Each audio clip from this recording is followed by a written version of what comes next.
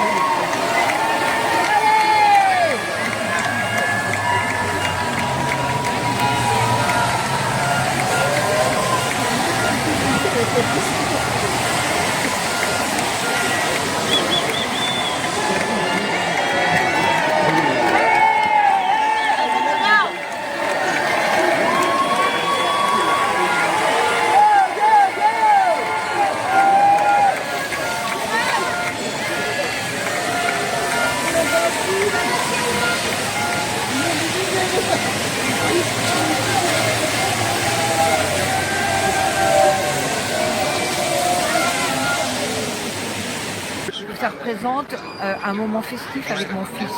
Ça. C'est Donc ça rassemblant. permet Ouais. de sortir de la C'est maison. fédérateur. C'est fédérateur. C'est comme le foot en fait. Vous préférez, Non, vous préférez c'est comme quoi? les Jeux Olympiques. Merci. Ah, tu es en retard, toi. Tu es en retard. Ah, toi aussi, tu es en retard. Tu n'auras pas ton chocolat ce soir.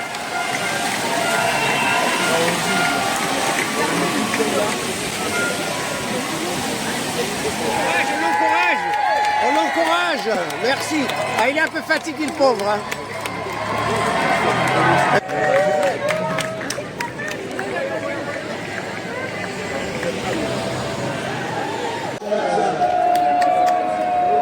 Et le maillot blanc du Tour de France.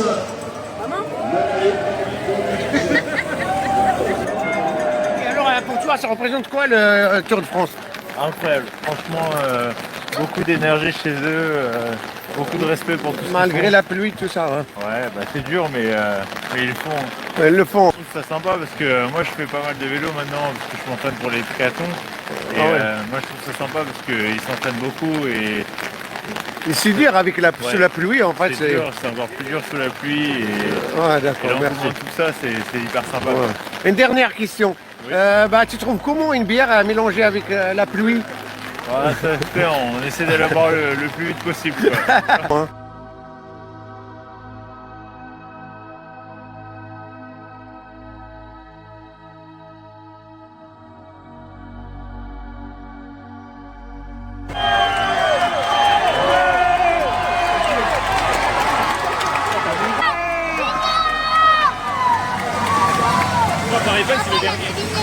Et c'était rapide la troisième tour, les amis. Hein.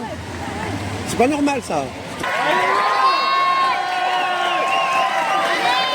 Ils vont plus les bougies d'Israël parce que là il n'y a plus rien derrière. Ils vont pas le faire.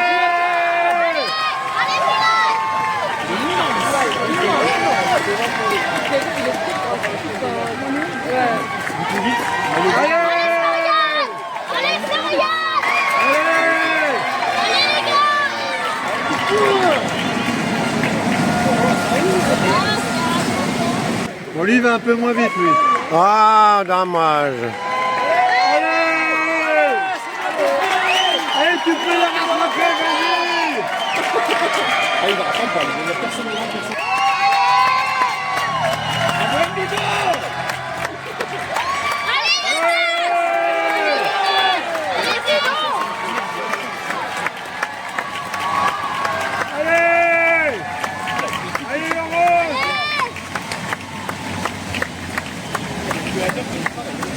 Ça représente pour toi quoi le Tour de France? C'est cochonou. C'est tout? Mais c'est quoi? C'est un moment de... C'est un moment de... de convivialité entre Français. C'est bien ça. Et Oh, voilà. pas Ça que, hein. représente toute la France, pas que Paris. Pas que Paris. Ouais. Merci à toi, merci, merci. Et les trois!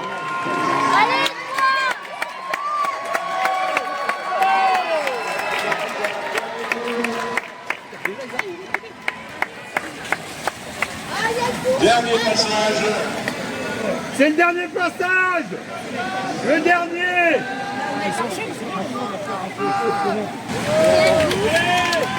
Allez! Allez qu'on finisse!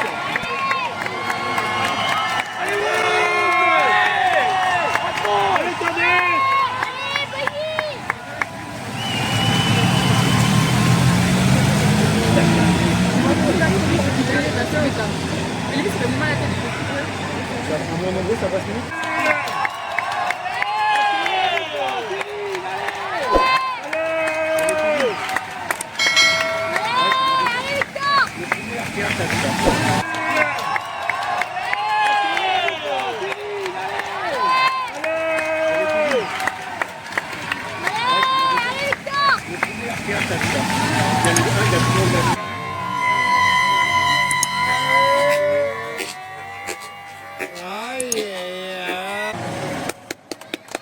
Attention, attention.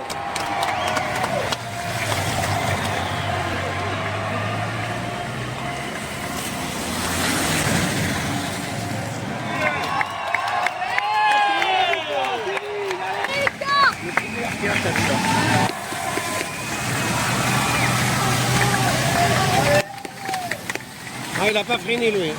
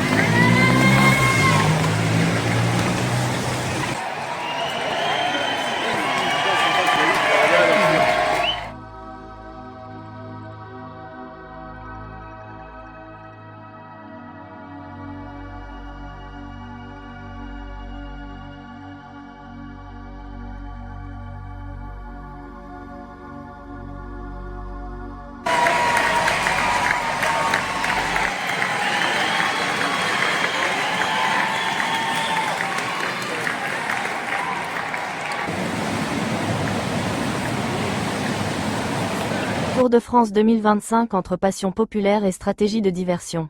La 21e et dernière étape du Tour de France 2025 s'achève en grande pompe sur les Champs-Élysées, célébrant un demi-siècle de cette arrivée emblématique au cœur de Paris.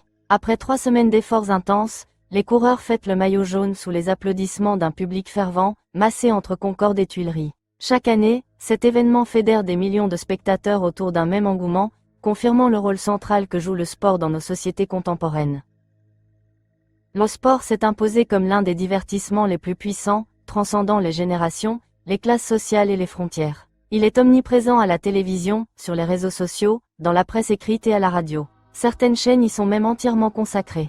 À travers cette diffusion permanente, les compétitions sportives rythment le quotidien d'une grande partie de la population. Cette dynamique contribue à créer un sentiment d'unité, d'appartenance, parfois même d'identité nationale. Mais au-delà de cette ferveur collective se pose une question plus profonde: à quoi sert réellement cette mise en scène permanente? L'histoire nous rappelle que le recours au divertissement populaire comme outil de contrôle social n'est pas nouveau. Dès l'Antiquité romaine, le principe du panem et circenses, du pain et des jeux, visait à maintenir les foules tranquilles en leur offrant du spectacle et de quoi subsister. Le parallèle avec aujourd'hui, bien que différent dans la forme, reste troublant dans le fond. Quand la ferveur sportive occulte la vigilance citoyenne. Dans ce contexte, le Tour de France, comme d'autres grands événements sportifs, peut devenir un outil de diversion massif. Il crée un climat d'euphorie temporaire, apaisant les tensions sociales et détournant l'attention des citoyens des enjeux politiques, économiques et sociaux plus profonds. Pendant que les caméras suivent les coureurs dans les cols alpins, les décisions gouvernementales, les réformes impopulaires ou les lois controversées peuvent passer plus inaperçues. Si le sport est, en soi, une activité noble et bénéfique, sa récupération par des logiques de pouvoir soulève des inquiétudes. Il devient alors un moyen d'endormissement collectif, un écran géant masquant les rouages d'un système qui marginalise les préoccupations citoyennes au profit de l'émotion immédiate. Les grands événements, diffusés presque toute l'année, tendent à occuper tellement d'espace médiatique qu'ils relèguent au second plan l'information essentielle. Pour autant, tout le monde n'est pas dupe. Certains spectateurs conservent une distance critique, appréciant le sport pour ce qu'il est, sans perdre de vue leur rôle de citoyen actif et vigilant. Car le véritable danger ne réside pas dans le sport lui-même, mais dans l'usage excessif qu'on en fait, au détriment de la lucidité démocratique.